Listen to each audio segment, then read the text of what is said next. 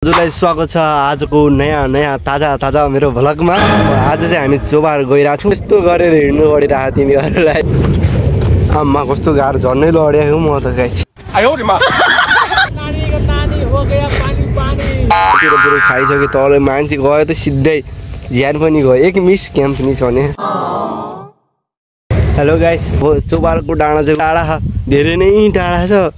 अब हिँड्छौँ। भ्लग पनि कस्तो ठाउँमा बनाइरहेको कि हामी खेतहरूको बिचमा दाइखेर हेर कुन पोजमा बसिरहेको। उता त गर्मी भएर छाता उडिरहेको पुरै, यता त हरियाली छ। अब मस्तले चोबार जान्छौँ।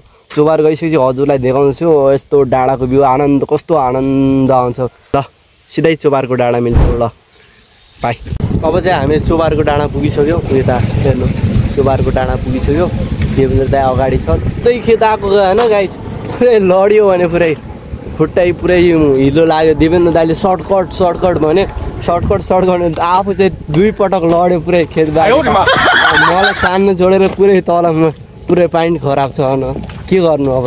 दाइ भनेपछि यस्ता हुन्छन्। दाइ भने खत्तम एकदम पानी फोहोर भयो। अब 2 घन्टा घुम्छौँ मस्तले, घर जान्छु। हल्का हिँड्दाखेरि माथि गाह्रो पर्छ होला, यस्ता त सामान्य। ल माथि पुगिसकेपछि हजुरलाई देखाउँछु। अहिलेको लागि चाहिँ चटपटी पसलमा आइरहेको छु। चटपटी बनाउन लगाएको छु। कागज चटपटी बनाइरहेछन्। के थिएन अनि आन्टी यतातिर? के थिएन, चौर थियो पहिला। सबै चौर हो बाबु। यो आन्टीले भन्नु यहाँ पुरै चौर थियो अरे पहिला पनि। अहिले पनि त्यस्तै छ। यो पसलहरू पनि थिएन, के थिएन। अङ्कलको मात्रै एउटा पसल थियो अरे।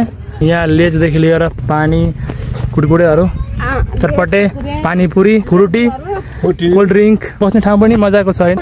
माथि पनि छैन। आउनु होला अब चोबार घुम्न आउनु भयो भने भेट्नु होला हाम्रो अङ्कललाई। ठ्याक्कै त्यहाँबाट आउनु होला, टक्कै योबाट आउनु होला। अनि यहाँ आएर अङ्कल चाहिँ भेट्नुहुन्छ तपाईँहरूलाई। अङ्कललाई सकेसम्म सहयोग गर्नु होला। बस्नु होला है। ल हामी चाहिँ लाग्यो है अङ्कलबाट चटपटे किने। फेरि आउँछौँ अङ्कल, फेरि आउँछौँ हामी चाहिँ अब जान लागेको माथि। अब चोबारको डाँडामा मजाको भाइ हाम्रो घुम्दैछ। भाइहरू मजाले गर रमाइलो है साथी। लाइफ भनेको इन्जोय गर्ने हो, इन्जोय गरिराख्नुपर्छ हामीहरू। को थियो त्यो तल अङ्कलबाट कुरा गरेर माथि खत्रै छ कि यतातिर। म चाहिँ पहिले आएको एकपटक। दाइहरू चाहिँ पहिलोपटक आइराख्नु। उता हेरिरहेछन्, अचम्मित परिरहन्। पुरै तल ऊ हेरिराख्नु। यता हेर्दाखेरि पनि पुरै डर लाग्छ क्या। यता यस्तो पुरै डाँडामा हेर मन्दिर। खत्रै पानी पऱ्यो भने त यहाँको हालत के होला है। यस्तो मजा, पुरै आनन्द। सबै यतातिर भाइहरू पनि चङ्गा उडाइरहेछन्। यता पुरै आकाशको बादलको भ्यू पनि यतै बसौँ, यतै रमौँ, यतै सुतौँ जस्तो लाग्छ मलाई त। तपाईँले के लाग्छ भन्नु? मैले चाहिँ सोचे पनि थिएन कि यतिसम्मको राम्रो चाहिँ वातावरण हुन पाउन सकिन्छ हाम्रो चाहिँ भन्ने। विशेष गरी ठाउँमा अब त्यस्तै हो। अब बबाल देखिरह उता शाहरुख खानको पोज हो दाइ। है भाइ मोबाइल यहाँ छोड्न टक्क भाइ र हामीसँग सबैजना मिलेर खाउला अब होइन, इन्जोय गरौँला। खाँदैछ भाइ। यो चाहिँ चोबारको डाँडा। यता चाहिँ फुलहरू छन् क्या। यो चाहिँ कुन फुल हो यो थाहा भएन। सेतो छ होइन खै कुन फुल हो यो मलाई चाहिँ थाहा भएन। तपाईँलाई थाहा छ भने अब कमेन्ट गर्नु होला। अब एकछिनमा हामी उता गइरहेको छौँ क्या। यो त्यो डाँडा। अब उतै गएर भेट्नु होला। हामी हिँड्दै गयो तलपट्टि हेर्नु। तिनीहरू पनि देवेन्द्र दाइलाई हेर्नु यस्तो गरेर हिँड्नु पडिरहेको तिनीहरूलाई। न त क्यामेरा छ, म त गइहाल्छु। म त पाहाडमा जन्मेको मान्छे, म त जस्तो पनि चढिहाल्छु गाइस। टेन्सन नभन्नु। यता छ तल ओह्रालो छ क्या। यहाँनिर हल्का अप्ठ्यारो छ बाटो। मोबाइल खस्छ कि भन्ने डर छ होइन। तर केही छैन। म हजुरको लागि यति पनि म ज्यान दिनको लागि तयार छु कि। हजुर कमेन्ट हान्नु, सब्सक्राइब हान्नु। म यसको लागि त ज्यान दिन तयार छु। ल आम्मा कस्तो गाह्रो झन्नै लडेको म त गाइस। दाइ कस्तो लाग्यो त ओह्रालो?